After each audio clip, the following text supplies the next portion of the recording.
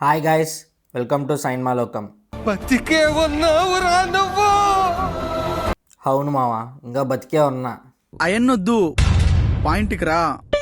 సరే, ఈ సోది గురించి తర్వాత డిస్కస్ చేసుకుందాం. డైరెక్ట్గా మ్యాటర్లోకి వచ్చేస్తా. ఏంటి మ్యావరిక్ మావా ఇలా చేసావు? ऑलरेडी हमने बोल दिया, ऑलरेडी caution किया. ఫస్ట్ ట్రైలర్ చూసి ఏదో తేడా ఇరుక్కుం అస్సాం లాగే ఉంది అని అనుకున్నా. కానీ సెకండ్ ట్రైలర్ చూశాక కంప్లీట్ ఒపీనియన్ మారిపోయింది. అసలు చేంజ్ అవ్వడమే కాకుండా హైప్ పెంచేసింది. కానీ ఏం లాభం, బిర్యానీ వాసన చూపించి సగం చేసిన కిచిడి మొహాన్ని కొట్టాడు. అది కూడా కుళ్ళిపోయిన కిచిడి మన మ్యావరిక్ మారుతి. ఇక సినిమా విషయానికి వస్తే రాజు మన ప్రభాస్ నానమ్మతో ఉంటూ చిల్ అండ్ బిందాస్గా ఉంటాడు. లైఫ్ అలాగే లీడ్ చేస్తుంటాడు. కానీ నానమ్మకి వచ్చిన అన్ఎక్స్పెక్టెడ్ హెల్త్ ప్రాబ్లం వల్ల తన ఫ్యామిలీ పాస్ట్ని ఎక్స్ప్లోర్ చేయడం స్టార్ట్ చేస్తాడు. అదే ప్రాసెస్లో ఒక మహల్కి వెళ్తాడు. అలా వెళ్ళినప్పుడు ఏం చేశాడు, ఫైనల్గా వాళ్ళ అమ్మమ్మని ఎలా సేవ్ చేసుకున్నాడు అనేది సినిమా. ఓపెనింగ్ సీన్ నుంచి చాలా బాగుంది సినిమా. లైక్ మంచి గ్రిప్పింగ్ అండ్ ఎంగేజింగ్ వేలో ఓపెన్ చేసి చిన్న క్యూరియాసిటీని అలా బిల్డ్ చేసి వదిలాడు మ్యావరిక్ మారుతి. ఇంకా మళ్ళీ నార్మల్ క్యారెక్టర్ ఇంట్రడక్షన్స్ సాదాగా వెళ్ళిపోతూ ఉంది. ఫాస్ట్ పేస్లోనే ఉంది మూవీ. అంతా బాగుంది అనుకుంటే కొన్ని చోట్ల కరెక్ట్గా చెప్పాలంటే అసలు అవసరం లేని చోట్ల సీజీ షాట్స్ పెట్టి ఉన్న ఇంట్రెస్ట్ని ఎగ్జైట్మెంట్ని చంపేసినాడు. కొన్ని చోట్లయితే నిధి అగర్వాల్కి కూడా సీజీ షాట్లు, ఏఏ షాట్లు అసలు తెలిసిపోతుంది క్లియర్గా. అంత అవసరం ఎందుకు? మరీ గ్రాంటెడ్గా తీసేసుకున్నారు ఆడియన్స్ని. ఇలాంటి మిక్స్డ్ ఫీలింగ్తోనే కాన్ఫ్లిక్ట్ ఓపెన్ అయ్యింది. డీసెంట్గా ఇంటర్వెల్ ల్యాండ్ చేశారు. ఇంకా సరే, ఓకే ఇస్ ఫస్ట్ హాఫ్ అనుకుందాం. ఇదే మూమెంట్లో ఉన్నా కూడా లేదా బెటర్గా ఉన్నా కూడా సెకండ్ హాఫ్ సినిమా ఖచ్చితంగా హిట్ అయిపోయేది. సేఫ్గా ల్యాండ్ అయిపోయేది సినిమా. కానీ అక్కడ ఉన్నది ఎవరు? మన మ్యావరిక్ మారుతి. వండర్స్ హిట్ అవ్వడానికి కాదు, ఫ్లాప్ అవ్వడానికి చేసినట్టుంది సెకండ్ హాఫ్ని.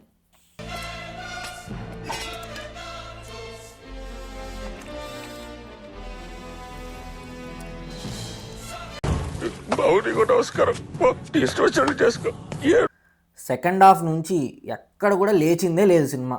Complete scrap cut. అక్కడక్కడ కామెడీ సీన్స్ చిన్న స్మైల్ తెప్పించాయి. And pre climax hospital scene అని మూవీ టీం అంతా తెగ హైప్ చేశారు రిలీజ్ ముందు. బట్ మూవీ వెళ్తున్న మొమెంటంలో ఆ ట్విస్ట్ని అందరూ ఈజీగా గెస్ చేసేశారు. అదే రేంజ్లోనే ఉంది. అండ్ నాకేం పెద్ద ఇంపాక్ట్ కూడా అనిపించలేదు. ఈవెన్ హోల్ థియేటర్ రియాక్షన్ కూడా నార్మల్ సాదా సీన్ చూస్తున్నట్లే ఉంది తప్ప ఏదో ఒక హై మూమెంట్ లాగా ఒక ఎగ్జైట్మెంట్ ఫ్యాక్టర్ వచ్చినట్టు ఏమనిపించలేదు ఆ హాస్పిటల్ సీన్. క్లైమాక్స్లో కొన్ని సీజీ షాట్స్ బాగున్నాయి, ఇంకొన్ని మాత్రం హాఫ్ బేక్డ్. స్కూల్ పిల్లాడు చూస్తే కూడా కనిపెట్టేస్తాడు ఇది గ్రాఫిక్స్ రా బాబు, అది కూడా అతికించి పెట్టినట్లుంది అని. వరస్ట్ కాదు, వరస్ట్ టు ద కోర్. ఇదంతా ఒక ఎత్తు అయితే అసలు ఆ సెకండ్ పార్ట్కి లీడ్ ఎందుకు ఇచ్చారు, అసలు ఆ అవసరం ఏంటో మారుతికి కూడా తెలిసి ఉండదు నాకు తెలిసి. ఏదో సీక్వెల్ ఫ్రాంచైజీస్ బాగా హిట్ అయిపోతున్నాయి, సో మనం కూడా అందులో కలిసిపోదాం అన్నట్టుగా పెట్టారు పార్ట్ 2కి లీడ్ తప్ప అసలు అది అన్నెసెసరీ అని అనిపించింది. పాజిటివ్స్ విషయానికి వస్తే చాలా ఇయర్స్ తర్వాత, లైక్ ఆల్మోస్ట్ డికేడ్ అనుకోవచ్చు, ప్రభాస్ కంప్లీట్గా కామెడీ చేయడం, అక్కడక్కడ అది బాగా వర్కౌట్ అవ్వడం కనిపిస్తుంది స్క్రీన్ పైన. తన choice of script selection and guts ఇలాంటి ఎక్స్పెరిమెంటల్ స్క్రిప్ట్ని టేకప్ చేశాడు. దానికి మనం నిజంగా అప్రిషియేట్ చేయాలి. తమన్ సాంగ్స్ కూడా బాగున్నాయి. లైక్ సినిమాలో ఎక్కడ ఫ్లోని డిస్టర్బ్ చేయట్లేదు, అలాగని సాంగ్స్ బాగోకుండా కూడా లేదు. మంచి ఫ్లోలో వెళ్ళిపోయాయి సాంగ్స్, మంచి రిలీజ్. సినిమాని కొంత గొప్ప ఇదే కాపాడాయని కూడా చెప్పచ్చు. అండ్ కొన్ని హారర్ సీన్స్ బాగున్నాయి. లైక్ కామెడీ కూడా సమ్ పార్ట్స్ ఓకే ఇష్ అంతే. ఇక నెగిటివ్స్ విషయానికి వస్తే పెద్ద బకెట్ లిస్టే ఉంది. ఫస్ట్ది వచ్చి అసలు కాన్ఫ్లిక్ట్ మంచి పాయింట్ తీసుకున్నారు, ఇల్యూషన్స్ అని, కానీ అది కరెక్ట్గా ఎగ్జిక్యూట్ చేయలేదు. ఇది ఎలా ఉందంటే మంచి దమ్ బిర్యానీ వాసన చూపించి వెజిటబుల్ కిచిడి వండేసి పెట్టినట్టుంది. అది కూడా తింటుంటే సగం కుళ్ళిపోయిన టేస్టే, మింగలేక కక్కలేక ఉండాల్సిన పరిస్థితి. రెండోది ఆ CG shots. People media factory వాళ్ళకి వాళ్ళ ప్రొడక్షన్ క్వాలిటీ ఒక దండం. ప్లీజ్ ఇంకా ఇలాంటి సీజీ వర్క్ ఉండే సినిమాలు మీరు అసలు టచ్ చేయకండి. బెటర్ సీజీ వర్క్ అవసరం లేని సినిమాలే తీయండి. మీరు మరీ వరస్ట్గా మెయింటైన్ చేస్తున్నారు క్వాలిటీ మాత్రం. ఈ మాట ఎందుకు అంటున్నానంటే ఆర్ట్ వర్క్ చూడండి.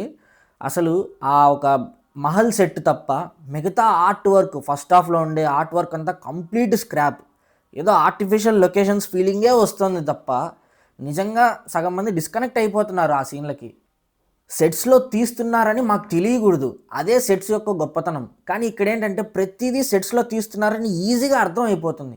అసలు ఒక ఆర్టిఫిషియల్ ఫీలింగ్ బ్యాక్గ్రౌండ్ చూస్తుంటే. ఇంకా తమన్ విషయానికి వస్తే తన బ్యాక్గ్రౌండ్ స్కోరు ఏంటో కానీ కొన్ని సినిమాలకి బెస్ట్ ఇస్తాడు, లైక్ ఓజీ. ఇంకొన్ని సినిమాలకి ఇలా లౌడ్ సౌండ్ మిక్సింగ్ చేసేసి బెస్ట్ ఇచ్చేసానని తను అనుకుంటాడు, కానీ రిజల్ట్ అది బెస్ట్లా ఉండదు, వరస్ట్లా ఉంటుంది. ప్రభాస్ ఫైట్ సీన్స్లో బ్యాక్గ్రౌండ్ స్కోర్ అయితే లౌడ్గా కొట్టేసి ఫ్యాన్స్ని సాటిస్ఫై చేసేయాలనే ఆత్రము, ఆ ఇంటెన్షన్ తప్ప ట్యూన్ అర్థమయ్యేలా కొడదామనే కాన్సెప్టే లేదు. ఇదే ప్యాటర్న్ స్కంద నుంచి చూస్తూనే ఉన్నాను నేను. ఆ mother scenes, grand mother emotion scenes తప్ప మిగతా అన్ని సీన్స్లో కూడా బ్యాక్గ్రౌండ్ స్కోరు స్క్రాపే. ఇక హీరోయిన్స్ విషయానికి వస్తే 3 హీరోయిన్స్ పెట్టారు. మాళవిక మోహన్ క్యారెక్టర్ ఒకటి కొంచెం స్టోరీకి కనెక్టెడ్ ఉంది తప్ప మిగతా 2 క్యారెక్టర్స్ డిస్కనెక్టెడే. అసలు ఎందుకున్నారో ఏం చేశారో వాళ్ళకే తెలియాలి, మారుతికే తెలియాలి సృష్టికర్త. ఫైనల్లీ మన మ్యావరిక్ మారుతి విషయానికి వస్తే నీ గురించి ఎంత చెప్పినా తక్కువే అన్న. ఎందుకంటే డైరెక్టర్ చేయాల్సిన ఫస్ట్ వర్క్ ఏంటంటే అతని యునిక్ క్యాపబిలిటీస్ చూసుకొని అలా ఎలాంటి చెత్త స్క్రిప్ట్ ఇచ్చినా కూడా, రొటీన్ స్టోరీ ఇచ్చినా కూడా డిఫరెంట్గా ప్రజెంట్ చేయడం అండ్ ఎగ్జిక్యూషన్ గ్రిప్పింగ్గా ఎక్సలెంట్గా డెలివర్ చేయడం, అది స్క్రీన్ ప్లే వైజ్ కానీ లేదా డైరెక్టర్ యొక్క క్రియేటివిటీ వైజ్ కానీ. కానీ మన మ్యావరిక్ మారుతి ఉన్నారు, కాన్సెప్ట్ని కిక్కాస్గా అనుకున్నారు కానీ ఎగ్జిక్యూషన్ని అస్సాం ట్రైన్ ఎక్కిచ్చేశాడు. అది కూడా ఫస్ట్ క్లాస్ ఏసీ టికెట్ వేసి మరి మనల్ని కూడా అస్సాం ట్రైన్లోకి తోసేశారు. చాలా వరకు కొన్ని సీన్స్ ఇంటర్లింకే లేవు, అన్నీ సగం సగం చేసి అతికిచ్చినట్లుంది. దీని గురించి ఇంకా డీటెయిల్డ్గా what went wrong with Rajasaab వీడియోలో డిస్కస్ చేద్దాం. అసలు మీరు గమనిస్తే ఫస్ట్ ట్రైలర్ ఏదైతే వదిలారో అందులో సగం షార్ట్స్ సినిమాలో లేనే లేవు. దాన్ని కవరప్ చేయడానికే సెకండ్ ట్రైలర్ వదిలారేమో అని అనిపిస్తుంది ఇప్పుడు. యాక్చువల్గా ఓమ్రత్ పెద్ద దొంగ అనుకున్నాను, కానీ ఇంచుమించుగా మారుతి కూడా అదే స్టేజ్లోనే ఉన్నాడు, పెద్ద తక్కువేం కాదు. అంటే మన ఓమ్రత్ ప్రొడక్షన్ సైడ్ స్కామ్ చేశాడు, కానీ మన మారుతి మాత్రం డైరెక్షన్ సైడ్, స్టోరీ సైడే స్కామ్ చేశాడు. నా వరకు అయితే ఫ్యాన్స్ ఫస్ట్ హాఫ్ చూసేసి ఇంటర్వెల్కి బయటికి పారిపోండి. కామన్ ఆడియన్స్ అయితే అది కూడా అవసరం లేదు, ఓటీటీలో ఆ ఫస్ట్ హాఫ్ చూసుకోండి. ఆల్రెడీ అస్సాం టికెట్ కన్ఫర్మ్ చేసుకొని ట్రైన్ కోసం వెయిటింగ్ రాజాసాబ్ టీం. ఇంకా చెప్పాలంటే సంక్రాంతి రేస్లో రివర్స్లో పరిగెడుతున్నారు రాజాసాబ్ టీం. సో ఇంకా సంక్రాంతి రేస్లో ఫస్ట్ వికెట్ గాన్. అది మరి సంగతి. మీరు కూడా మూవీ చూసింటే మీకు ఎలా అనిపించిందో కింద కామెంట్ చేయండి. అలాగే వీడియోని లైక్ చేయండి, షేర్ చేయండి, సబ్స్క్రైబ్ చేసుకోవడం మాత్రం అస్సలు మర్చిపోకండి. That's it for today. Signing off yours సైన్మాలోకం.